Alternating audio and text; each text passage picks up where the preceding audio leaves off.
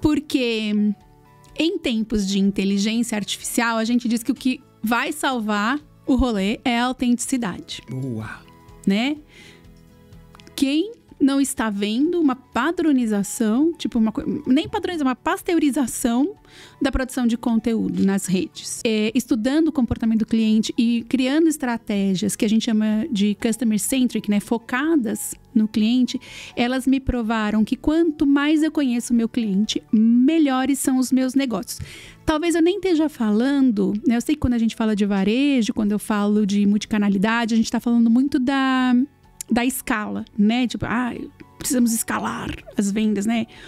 Mas também tentando entender qual é a relação que eu consigo fazer entre escala e melhor rentabilidade. Então, não é só o maior volume, mas é também, eu diria que o melhor volume com a melhor rentabilidade, o melhor resultado final para o meu negócio. DiretaCast, o podcast da venda direta. Sejam bem-vindos a um novo episódio do DiretaCast, o podcast da venda direta.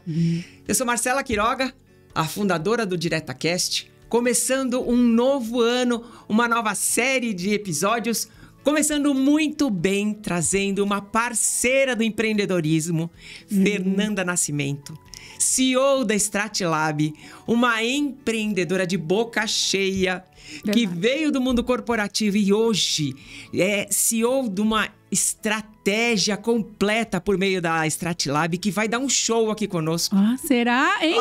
Muita confiança, né?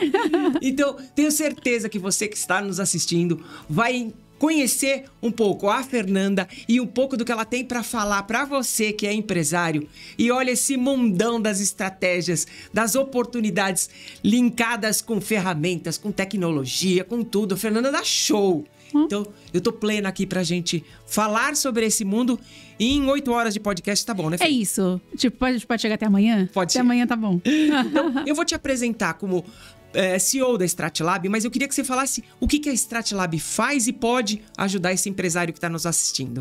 Bom, eu preciso, primeiro, né, que bom que você tá aí assistindo a gente, que bom que eu tô aqui com você, plena estou eu, né, com esse convite. Para as pessoas que não conhecem a gente, mas quando tudo era mato na nossa vida como empreendedora, estávamos juntas lá na Rede de Mulher Empreendedora, é um momento muito marcante, muito significativo na minha vida e você sabe o carinho que eu tenho pela sua companhia nessa jornada. Então, é uma alegria enorme poder participar aqui do DiretaCast.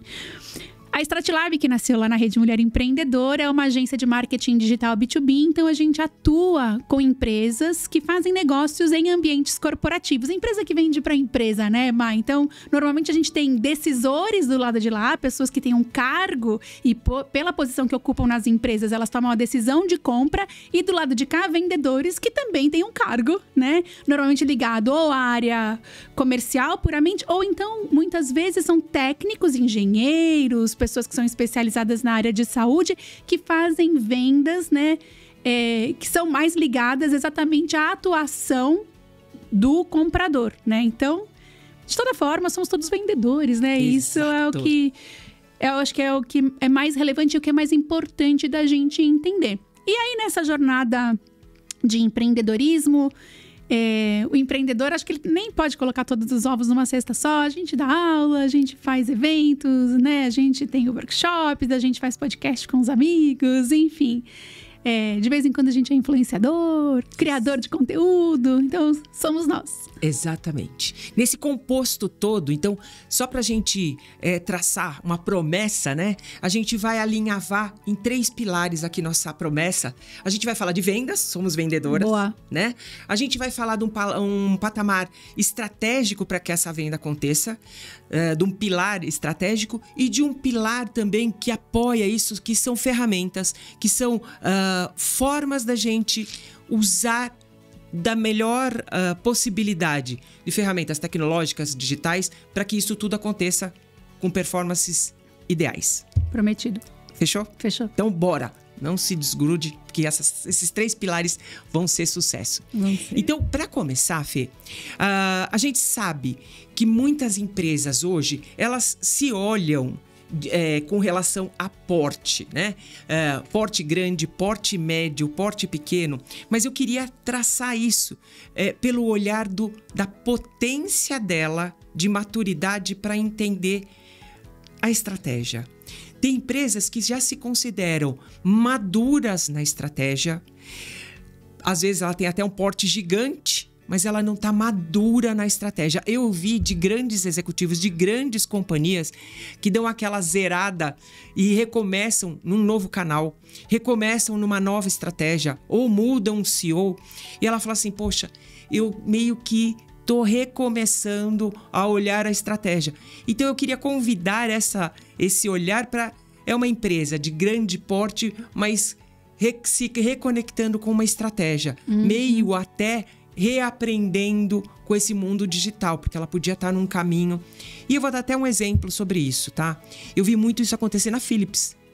A Philips é uma grandiosidade, uma empresa gigantesca que nos últimos anos, mundial, e que nos últimos anos deixou de inovar e teve que ir para o mundo hospitalar, porque ela estava realmente apanhando no mundo dos televisores e que ela tinha trocentos mil aparelhos de som, de imagem, tal, e ela tinha parado de inovar. E ela teve que se reinventar para ir para o mundo hospitalar e daqueles aparelhos todos. E você fala, nossa, uma Philips, eu que vim do mundo lá atrás, meu primeiro trabalho foi na Sharp, né? A gente tinha medo da Philips. As lâmpadas Philips, elas não sei o que, tudo era Philips no mundo, né? Eu falava que abriu a mesinha de cabeceira, tinha alguma coisa Philips, né? É. E a gente tem isso no mercado, principalmente falando no mercado da venda direta, que a gente tem empresas hoje muito olhando quem é gigante. É berço esplêndido ou pode estar se renovando agora? Que pergunta, hein? Que pergunta boa. Porque, Má, a verdade é que eu acho que nos últimos anos o que a gente compreendeu é que quem dita o nosso futuro é um cara chamado cliente, consumidor. E a gente nunca viu uma aceleração tão forte de mudanças do consumidor, até porque conforme a gente vai tendo as mudanças tecnológicas, a gente tem as mudanças no padrão de consumo. Tem uma expressão que eu gosto muito no mundo da estratégia, da inovação, que a gente chama de ponto de inflexão, né? Que é quando alguma coisa acontece no comportamento de consumo que pode ser impulsionado por um lançamento, alguém que percebeu que tinha um caminho novo, lançou um produto, uma solução, e aí muda todo o comportamento do mercado, e a gente pode... Tem alguns exemplos. Dirão alguns que não são exemplos tão concretos, mas assim, eu acho que um exemplo muito forte disso que a gente já conhece é a Kodak, né, com a câmera digital, que mudou todo o comportamento. O iPhone mudou todo o comportamento dessa questão, né, o telefone matou a BlackBerry, né. A gente tem a Netflix, que alguns dizem que foi ponto de inflexão, outros não, né, porque a gente continua com a TV aberta e tal, mas mudou o padrão de consumo, ou complicou pelo menos a vida do cinema, acabou com as locadoras, né? Eu fui dar um presente esse fim de semana e eu queria dar um disquinho infantil. Eu falei, pra que eu vou dar um disquinho infantil se as pessoas têm Spotify, né? Isso é uma coisa que é uma memória afetiva minha. Mas saudosismo, não funciona mais. Então eu acho que tem uma questão que ela é bem relevante, que é a ameaça ou a oportunidade que o ponto de inflexão é. E ninguém está pronto para o ponto de inflexão, a não ser que você se prepare para isso. Então, qualquer empresa, até a minha que é pequenininha, deveria ter ou tem, né? Eu tenho lá um laboratório de investimentos que a gente nem contabiliza como perda, quer dizer, obviamente na verdade você contabiliza, né, nos livros, mas assim, que a gente não se preocupa com dinheiro para investimento, como se fosse um laboratório de inovação em que a gente faz os testes das possibilidades, porque o que na verdade será o próximo ponto de inflexão, nem sabemos. Então a gente observa o cenário, observa as tendências, aprende com os amigos, escuta com os amigos. Eu observo muitos pontos de inflexão através da minha network. né? Então, o que vocês estão fazendo aqui? O que vocês estão fazendo ali? Quem que vocês sabem que tá estudando alguma coisa? Você é da universidade, tem alguma coisa de nova lá? Você é de uma empresa grande, tem alguma coisa acontecendo que você pode me contar? Para que eu possa trazer, então, as minhas apostas e que eu possa desenvolvê-las de pouquinho, para que pelo menos uma delas possa me salvar num futuro ponto de inflexão. Então, claro, vai dar certo? Não sabemos, mas quanto mais a gente tenta, melhores as nossas chances de sobrevivência. Então, eu acho que essa é uma preocupação que todas as empresas têm que ter. E, neste caso, se você está fazendo apostas, no mínimo você vai descobrir, talvez não os pontos de inflexão eles mesmos, mas oportunidades que talvez você não tenha percebido antes, sem as suas tentativas. E aí você tem a chance de começar novas oportunidades, talvez até de novos negócios. Vou dar um exemplo de novos negócios. Quando você fala que a Philips deixa o mercado de consumo, né, deixa de ser B2C e vai para o B2B, ela provavelmente tem um novo CNPJ para cuidar desse B2B, porque é um novo negócio, começa do zero, sabe? Assim, ó, é a mesma coisa quando a gente tem um e-commerce. As empresas que melhor sucedem no e-commerce, elas tratam o e-commerce não como um canal de venda, mas como um novo negócio. Porque é o planejamento, a estratégia, eles são absolutamente diferentes do planejamento da estratégia das lojas físicas. Às vezes, o consumidor que compra aqui é diferente do consumidor que compra, né, lá. Claro que tem alguém que faz os dois, né? Que usa a loja como showroom e compra no online. Mas você entender que você vai ter que continuar mudando, que você precisa estar atento às oportunidades para benefício da sua empresa, do seu negócio. E que essa aceleração, essa troca de comportamento do consumidor, né? Ou essas oportunidades e essas ameaças que vêm junto com esses novos comportamentos serão cada vez mais frequentes, não tem mais como a gente se acomodar. Aí você já trouxe a primeira coisa que eu vou aterrissar na venda direta, porque esse é meu quintal, né? O ponto de inflexão, assim, isso já é discutido. Eu já ouvi falar sobre o ponto de inflexão na venda direta há milênios. Eu que vim lá de criança pequena em Barbacena, a venda direta vai acabar no Brasil, já se fala há 300 anos. Porque tá fadado a acabar, porque o cliente não quer comprar mais na mão daquela senhora que passa a revistinha daquele jeito de escrever o nome em cima do batom. Realmente, o cliente não quer mais comprar assim. Ainda temos, é lógico, tá tudo certo, mas por que também não é mais aquela senhorinha daquele jeito passando o catálogo? Hoje você tem pessoas fazendo ativação do seu link, compra no link direto da consultora. Você já tem o cliente comprando direto no Mercado Livre, direto da marca que também tem a sua presença no Marketplace. Você tem a venda direta também mudou. Então, o modelo da venda direta realmente ia acabar se ficasse parado no tempo. Exato. Mas o próprio modelo viu a inflexão, viu que também precisava se adaptar e ele, nos últimos anos, também se adaptou. Então, estrategicamente, você dizer que o modelo está fadado à morte, você também não imaginou que você tinha as oportunidades de construção de um leque de opções, né? Então, não testou modelos aí no meio do caminho. Então, a venda direta se renovou, testou novos modelos, porém, ele também convive com gerações, que a gente está convivendo com 3 gerações ao mesmo tempo, e ele também convive com as early adopters, né? Que são aquelas pessoas que adotam modelos novos. A gente tem, na venda direta, consultores que não querem se relacionar com a marca, eles querem ser digitais e fazer as ativações e fazer investimento em marketing digital e atender o cliente digital. A gente tem o meio a meio, presencial e digital, e a gente já tem as consultoras ainda absolutamente presenciais e que fazem reuniões e que fazem entregas para os clientes porta a porta. Então, a gente também tem um leque dentro desta mudança, porém, como é que eu, empresário, faço o meu dashboard para construir o meu canal de vendas fazendo a gestão desses 3? É bom. Eu acho bom, que é uma delícia. E porque ele é desafiador. Talvez eu precise de negócios diferentes para atender, né? Através de canais diferentes. É o que a gente falou, não é que eu vou ser uma outra empresa, mas eu posso ter CNPJs diferentes com estratégias dedicadas para cada um dos modelos de canalidade. E aí eu vou fazer uma provocação com relação às consultoras, né? Porque em tempos de inteligência artificial, a gente diz que o que vai salvar o rolê é a autenticidade. Boa. Né?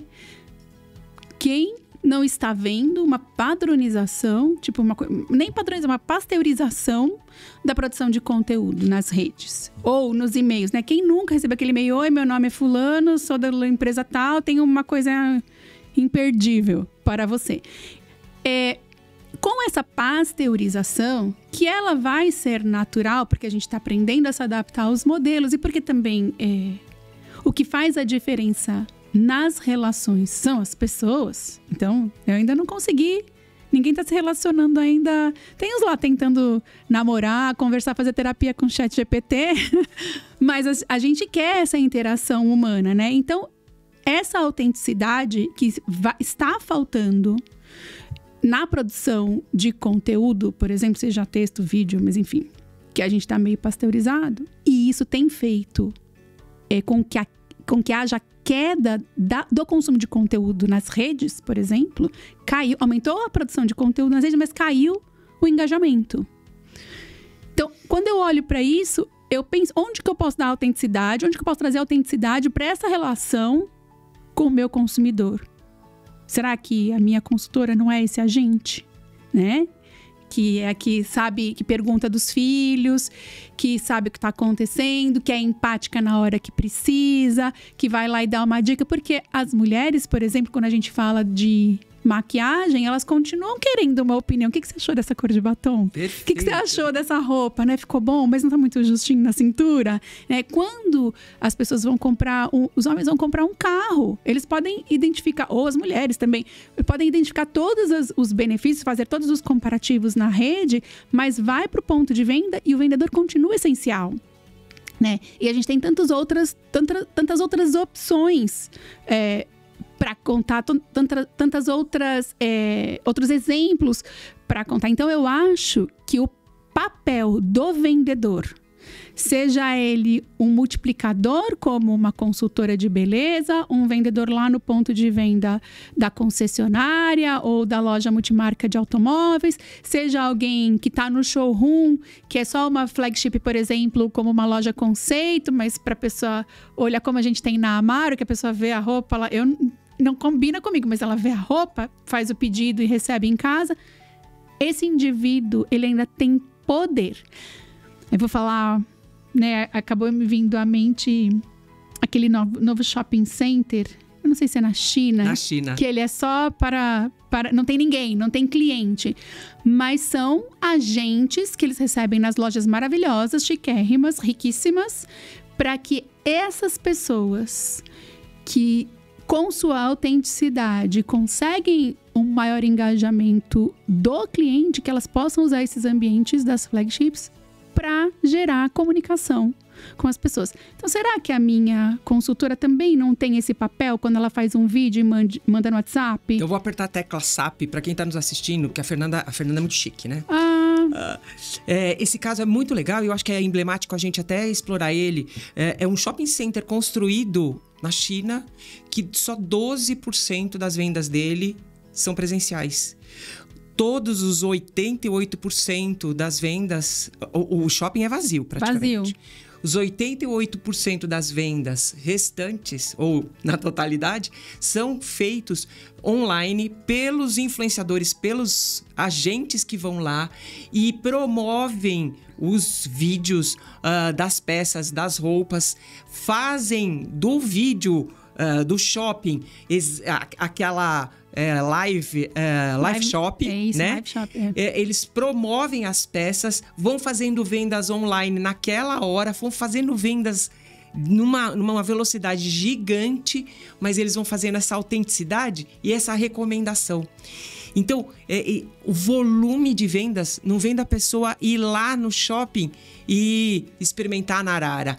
Vem daquela pessoa, daquela chinesa que tá ali sentada e falando assim, então, pra você que tem o corpo mais ou menos assim, o costume assim, olha, esse com esse, e ela vai bagunçando a loja e ela vai mostrando, se o seu guarda-roupa tem essa tendência, e ela vai produzindo looks, e 88% das vendas são nesse ao vivo e nesse estilo despojado e autêntico. É isso. E aí conecta com a venda direta. E falando sobre essa conexão com a venda direta, vai muito ao encontro do que eu acredito que é uma tendência do que a gente vê, que apesar da pasteurização, no meio disso tudo, eu quero perguntar para você, o que presta, o que serve para mim?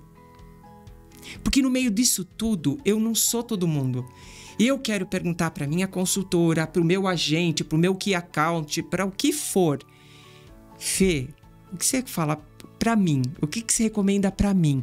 Eu tenho 1,76 m, eu tenho cabelo bagunçado, eu tenho unha dourada, porque ainda, né, no estilo Réveillon. E neste olhar, eu acho que a gente tem o uso de estratégias que cada vez mais a gente tem que olhar como é que eu uso os canais, as ferramentas, os dashboards, os indicadores para falar para você, individual aqui. Fecha em mim, né? Que beleza isso, essa pergunta, sabe? Eu vou fazer só um parênteses assim, aqui, porque... E me julguem, tá? Quando as pessoas perguntam assim pra mim, quem são os seus concorrentes, Fê? E qual é o resultado que eles têm? Eu falo assim, sério? Eu conheço tanto do meu cliente, posso te falar sobre ele? Porque eu acredito fortemente que, claro, eu tenho um mapa dos meus concorrentes e o que eles oferecem, para quem que eu tô perdendo. Mas eu acredito, e os meus 30 anos de mundo corporativo, um pouco mais, tá? 32, mas mais de 30 anos de corporação, estudando o comportamento do cliente e criando estratégias que a gente chama de customer centric, né? Focadas no cliente, elas me provaram que quanto mais eu conheço o meu cliente, melhores são os meus negócios. Talvez eu nem esteja falando, né? Eu sei que quando a gente fala de varejo, quando eu falo de multicanalidade, a gente tá falando muito da escala, né? Tipo, precisamos escalar as vendas, né? Mas também tentando entender qual é a relação que eu consigo fazer entre escala e melhor rentabilidade. Então, não é só o maior volume, mas é também, eu diria que o melhor volume com a melhor rentabilidade, o melhor resultado final para o meu negócio. E aí, dito isso, a gente pode partir então para entender como é que eu atendo melhor a Marcela. Bom, primeiro de tudo que eu preciso conhecer a Marcela, então, para fazer um conteúdo, para fazer uma oferta especial, para entender quais são os canais que a Marcela prefere, eu preciso conhecer a Marcela. Como que eu vou conhecer a Marcela? Eu posso conhecer a Marcela por relatórios de pesquisa. Tem inúmeros institutos que divulgam, que fazem análise de macrodados, né? Que pegam os data lakes e big data tal, e conseguem produzir esses relatórios, dando pra gente informações que são muito valiosas sobre o comportamento do consumidor. Eu consigo ter no meu negócio ferramentas instaladas não só para entender quais são os dados transacionais do meu cliente, mas também os dados emocionais do meu cliente. E como é que a gente faz isso? No transacional, desde ele chegou no meu site, ele chegou na minha rede social, o que ele fez, para onde ele foi, o que aconteceu a partir, né, desse conteúdo que ele consumiu, isso virou um lead, isso virou venda, ele pediu proposta. Então eu consigo entender tudo isso, isso é transacional. Assim como eu consigo entender já quais são os sentimentos que ele teve em cada ponto de toque. Então, todas as vezes que ele se encontrou com a minha marca, seja na rede social, seja no site, seja na loja física, seja no call center, seja conversando por WhatsApp, seja, enfim, recebendo um e-mail do financeiro, eu consigo já saber, tenho como saber qual foi a satisfação dele naquele ponto de toque. Então, como é que ele saiu? Ele saiu decepcionado, ele saiu super feliz, ele saiu surpreendido, ele saiu neutro, isso tudo a gente consegue. Então, a junção dos dados transacionais com os dados emocionais geram pra gente uma oportunidade de compreensão desse cliente muito grande, que vai me dando dicas de qual será seu próximo passo. Então, vão me dar dicas de qual é a sazonalidade de compra dele, de qual é o comportamento de compra dele. E aí eu posso até fazer analogias com pessoas de perfil similar e tentar fazer predições sobre os grupos de cliente que eu tenho. Então, isso tudo é possível. Claro que a inteligência artificial amplifica muito todo esse resultado e essas predições e as previsões de comportamento de consumo. Outro parênteses. Para que a minha inteligência artificial consiga me entregar toda essa informação, o dado que ela analisa tem que ser muito bom, né? Então, a gente tem uma frase que eu gosto em inglês, que é rubbish in, rubbish out, né? Então, lixo para dentro, lixo para fora. Então, a minha inteligência artificial ela precisa ser bem abastecida com dados, ela precisa ter dados muito confiáveis e quanto mais qualificados, melhor, para que a gente possa fazer, então, essas predições. Então, essa é uma forma de eu entender como é que eu atendo a Marcela. E esses dados, eles também, como eu já falei, eles podem vir das redes sociais. Quando eu consigo, por exemplo, os dados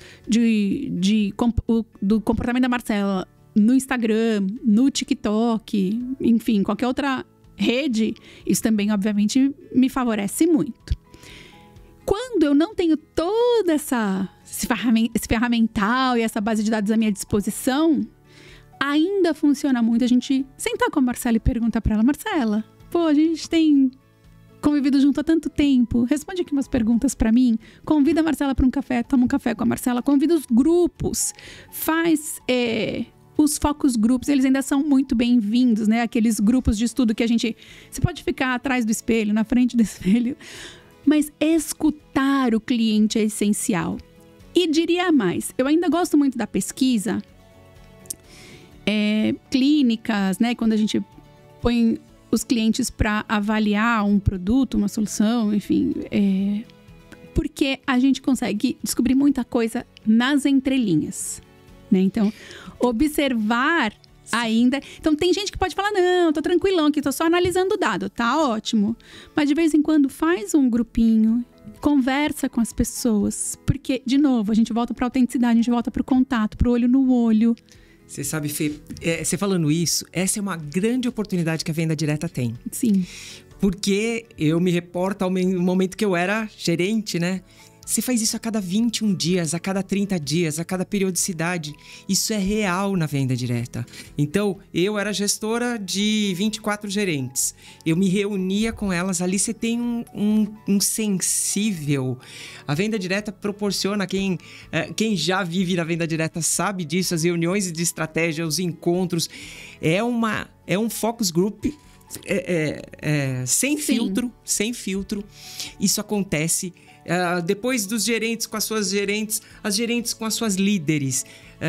As líderes que são aquelas pessoas que estão hoje muito no campo, recrutando novas. Então elas passam a estratégia para essas líderes que também ouvem muito aquele ouvido do mercado. Por que eu vou me cadastrar na sua marca ou não? É um ouvido muito atento.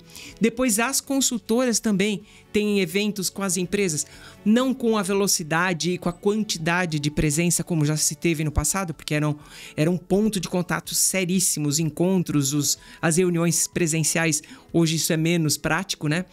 Mas você tinha isso acontecendo numa periodicidade de 17 por ano, 14 por ano. Então isso na venda direta, ele traz a cadeia da companhia, né? Você traz uma estratégia, cascateia na equipe de vendas, chega na consultora, a consultora volta com isso que veio do cliente, que veio... De repente chega pro dono da companhia aquela tampa. Vou dar um exemplo que eu vivi, né? Do Biografia Feminina. Era uma tampa recravada maravilhosa, toda estilizada. Foi pro mercado, voltou falando assim, aquela porcaria, aquela tampa, desculpa, a porcaria, a tampa no sol da Bahia, ela não saía, porque ela expandia, era um plástico injetado que sob pressão ela não saía. Nossa, então isso voltava com uma qualidade sem filtro. Um canal de comunicação interno fortíssimo. Então a venda direta proporciona algumas coisas que o mercado pagaria... paga muito. E a periodicidade é instantânea. Você volta, pá e bola, e também não tem paredes, né? E aí eu ia trazer até uma provocação. Agora é a minha vez de provocar. Opa. Que a gente fala também muito, essas paredes, né? Das estratégias B2B, B2C. E aqui a minha provocação é para o P2P, né? Pessoa, person to person. Que muitas das estratégias que a gente desenha é de chegar em corporações, como é que eu chego, como é que eu negocio, como é que eu faço todo uma jornada de compra e tal. Mas a gente trabalha com pessoas, né, Fê? A gente trabalha com pessoas. E aí, se a gente desenha essas estratégias todas pensando em pessoas, esses comportamentos de pessoas hoje que também passam por gerações, que a gente está vivendo o intergeracional e que passam também por mudanças comportamentais até de acesso à informação, que hoje é uma loucura, né? Ontem aqui, até fazendo uma alusão, nós estamos gravando num dia que é posterior à premiação do Globo de Ouro da Fernanda Torres. E que foi um fenômeno incrível, a Fernanda Torres sendo premiada, ovacionada, e que um fenômeno ainda maior foi o Selton Mello e tudo que foi a repercussão do Selton Mello Tietando, apoiando, vibrando. E os dois movimentos que aconteceram de explosão de comunicação nas redes sociais. Então, é tudo muito intenso. O que eu quero dizer? A gente está falando de pessoas. No meio disso tudo, das estratégias de marketing, das estratégias comerciais, das estratégias corporativas, a gente fala por pessoas. E aí?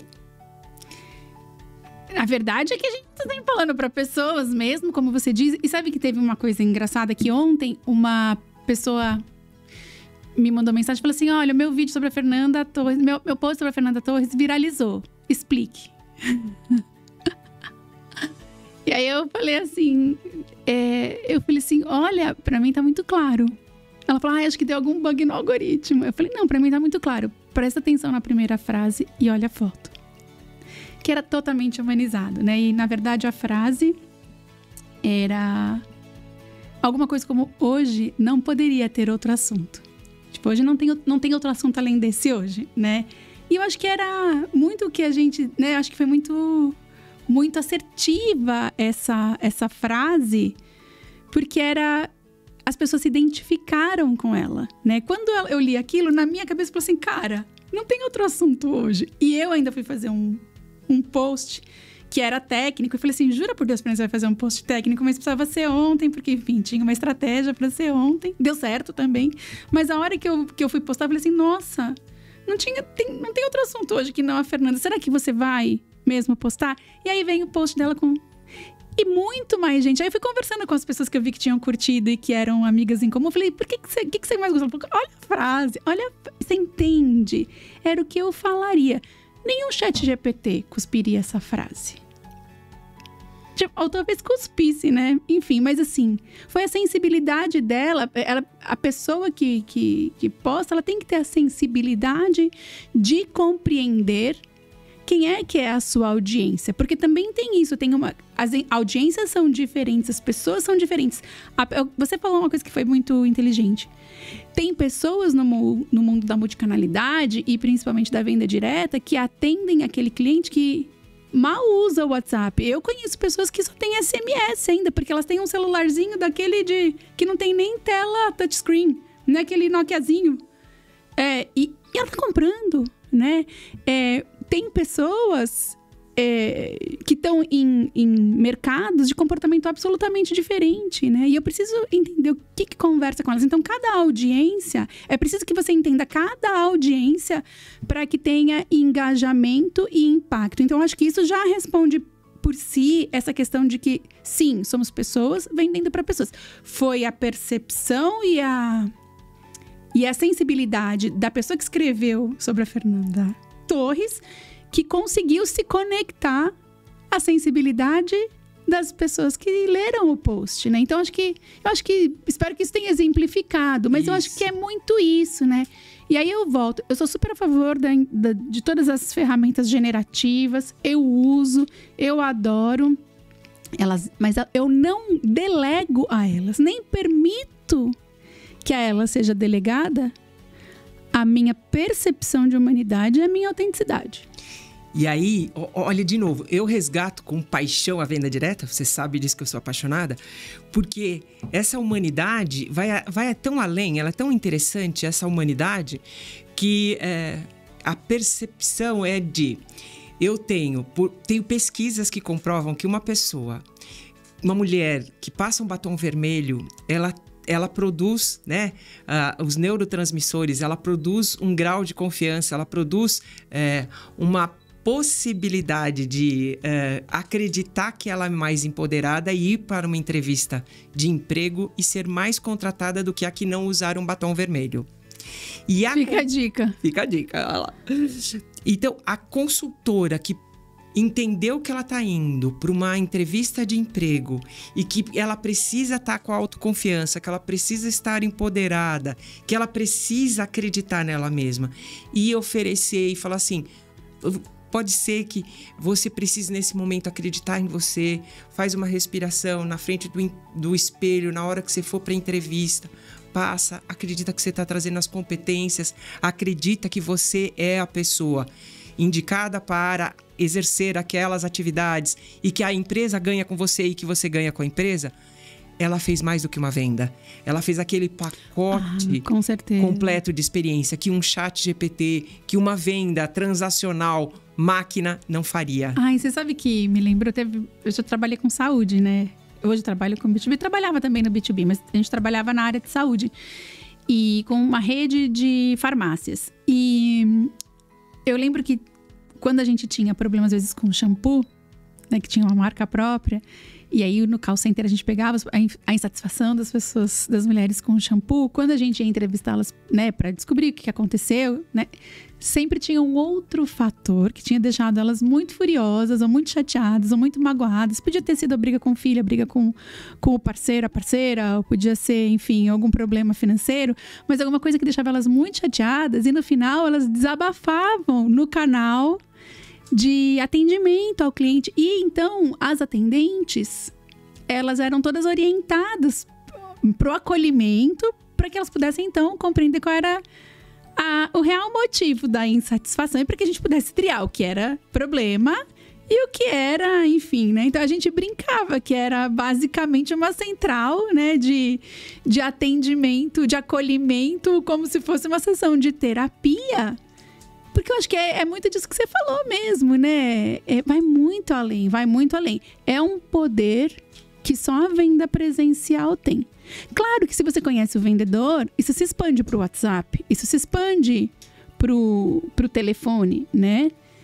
Talvez até para aquela loja virtual que o revendedor, a revendedora tenha ligado à marca, por exemplo. E muitos deles têm, né? Essa sua própria lojinha virtual. Mas o relacionamento ele continua fazendo muita diferença. E eu acho que ele vai fazer diferença ainda mais. Talvez não em volume, né? Mas em qualidade, né? Então, cada vez mais as pessoas querem mais qualidade nos relacionamentos. Fê, dava pra falar tanta coisa. Meu Deus. Estamos indo. Eu queria falar agora, até a gente falou de estratégia, né? A gente falou dessa situação de olhar que os vários canais podem se complementar. A gente tem canal para cada uma das coisas. Falamos do B2B, B2C e P2P, pessoa a pessoa, person to person. E eu queria finalizar com uma outra posição, que é o cascatear, porque às vezes a gente tem, dentro deste mundão da venda direta, a empresa muito bem respaldada de tecnologia, eu entrevistei vários C-levels falando do investimento em tecnologia para que ela tenha cada vez mais cobertura de indicadores de satisfação. Mas cascatear isso até a ponta não é tão fácil. Então, às vezes, a empresa pode estar investindo em tecnologia, em diminuição de fricção e tudo mais, mas até chegar na ponta, isso pode levar algum tempo. Então, eu queria falar um pouquinho até do Champion Leader, né? Que é por meio do uso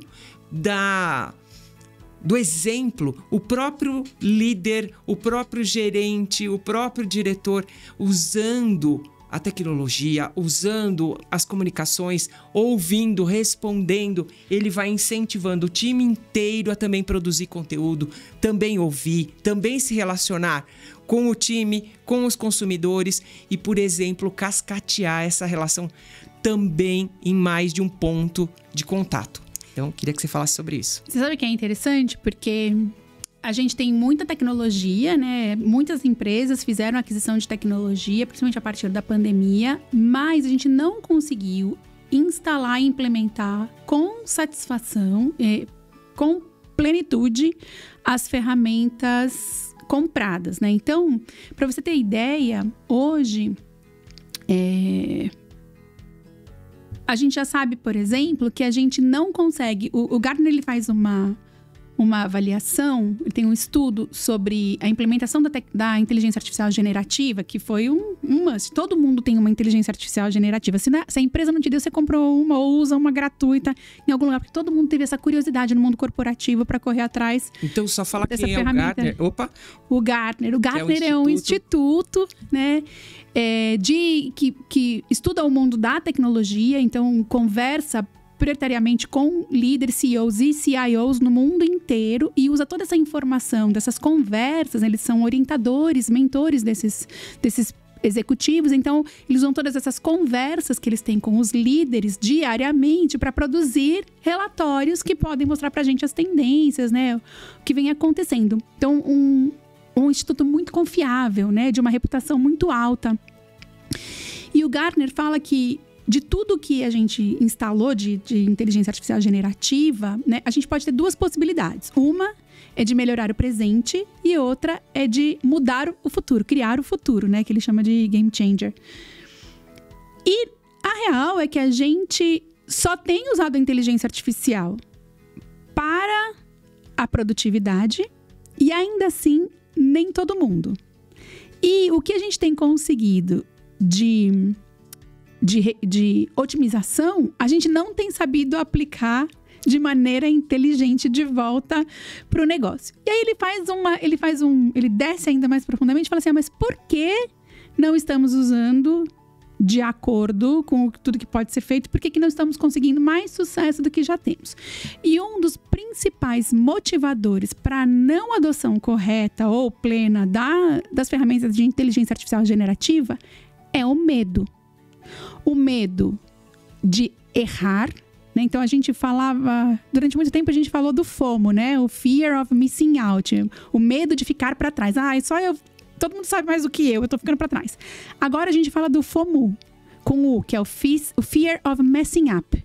O medo de bagunçar, de meter os pés pelas mãos. Então, as pessoas têm muito medo da inteligência, de eu jogar para a inteligência artificial e para as ferramentas de tecnologia, eu usá-las direitinho e elas roubarem o meu lugar, ou delas diminuírem o meu valor, né? E a diferença que eu faço para as empresas.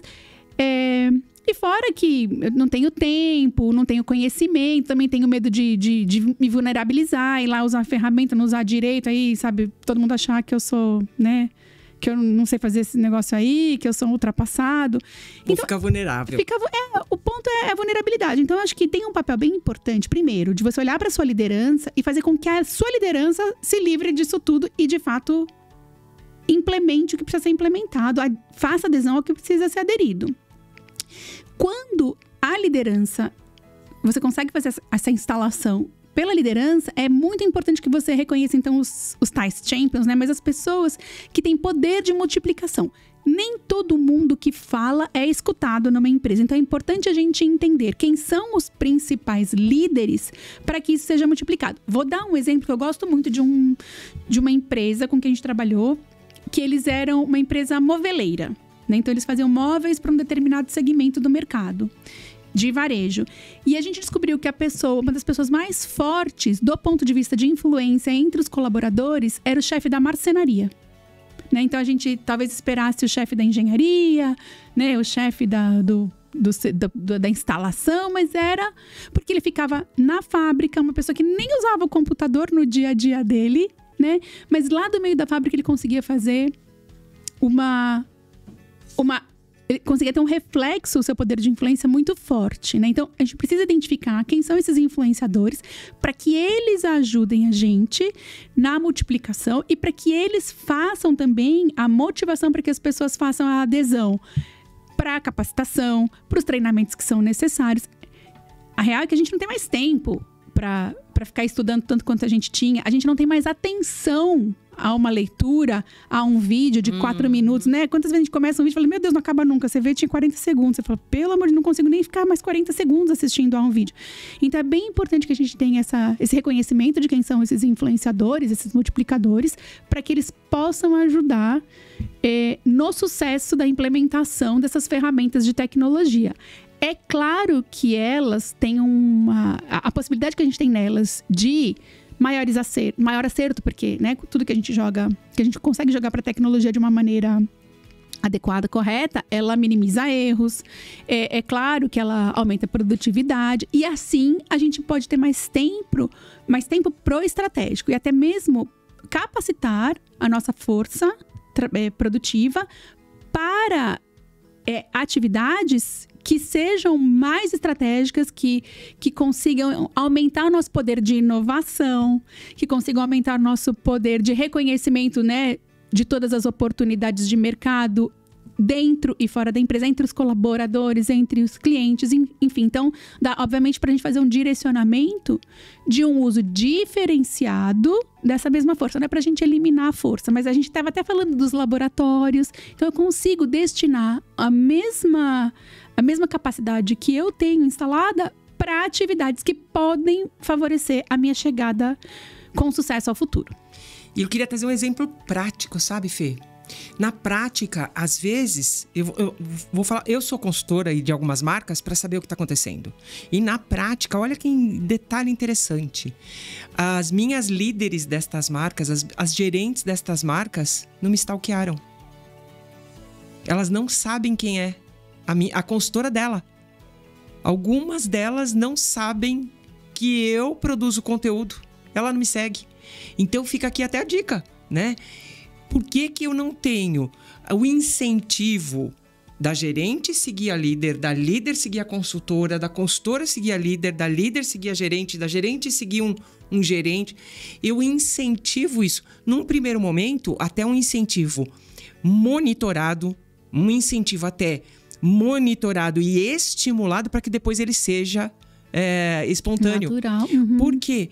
Porque eu não tenho a líder interessada em saber quem é a consultora dela. E ela pode ter uma micro-influenciadora dentro da comunidade dela que ela não está usando. E olha que interessante. Ou que pode estar influenciando para o mal. Não é? E olha que interessante. Se você olhar, a gente tem... eu mesma tenho pessoas que me acompanham nas redes sociais, eu produzo conteúdo, né? Eu sou professora, que nem a Fernanda falou, a gente não tem todos os ovos na mesma cesta. Eu produzo conteúdo nas redes sociais, eu tenho podcast, eu sou professora de negociação na universidade. Eu tenho pessoas que não procuram a líder dela, a gerente dela, e me procuram para falar, eu gostaria de conquistar o plano de carreira dentro da minha companhia. Então fica a dica de estimular que as pessoas também pratiquem para cascatear e isso virar um hábito e retroagir e levar isso como um hábito e um movimento sinérgico positivo de a venda por relacionamento acontecer em vários pontos de contato. E, dependendo do setor em que você atua, eu posso garantir que a melhor venda vem do perfil do seu vendedor, do seu líder, bem feito, com conteúdo bem produzido nas redes sociais. Bora, né? Não é? É. Então, olha, quero aproveitar, então, já que a gente está falando dessa cascata toda de relacionamento, agradecer o relacionamento com nossa parceira, a BVD, Associação Brasileira de Empresas de Vendas Diretas. A BVD está conosco no DiretaCast. Quero propor que cada um que nos assistiu aqui continue assistindo o DiretaCast, os episódios novos que nós traremos cada vez mais conteúdos, os episódios que nós já trouxemos vários convidados trazendo assuntos para você que é empresário, que quer olhar a venda direta como um possível canal de negócio, um possível modelo de negócio, você que tem o seu e-commerce, Fernanda atua também muito com e-commerce, cada vez mais busca formas de acessar o consumidor, a venda direta pode ser um canal, uma forma de acessar esse consumidor. Quero, Fernanda, deixar aqui o convite para a gente fazer aquela mesa de mulheres potentes para a gente falar, né, sobre esse assunto. E quero agradecer profundamente a tua presença aqui conosco no DiretaCast. Eu que tenho que agradecer. Você sabe que o varejo é um mundo que eu namoro à distância, né? Tô me aproximando um pouco mais para entender como o B2B, né, favorece o varejo, né? E tô muito contente de você ter me convidado para bater um papo sobre o que eu tenho descoberto, né? Através dos meus estudos. Mas é uma honra estar aqui com um tamanho especialista, né? Sabe que você é um exemplo pra gente. E só tenho que agradecer. Obrigada, Fê. E compartilho também um pouco, então, dessa... A Fernanda até falou, fiquei até emocionada. Um pouco dessa jornada dos meus anos todos em venda direta num e-book que eu preparei, Domine a Arte da Venda Direta. Vou deixar o link, tem o QR Code aqui rolando também. Vou deixar para você que é empresário, quer conhecer um pouquinho melhor da estratégia até a execução do modelo de venda direta. Baixe seu e-book e terei enorme prazer em tirar alguma dúvida, a gente se aproximar e falar mais sobre esse modelo que é tão engrandecedor para quem conhece ele de perto. Gente, Fernanda, obrigada e um super sucesso nos negócios, nas vendas e bora crescer. Que assim seja, Amém. Bora crescer. Obrigada. Tchau, muito obrigada. DiretaCast, o podcast da venda direta.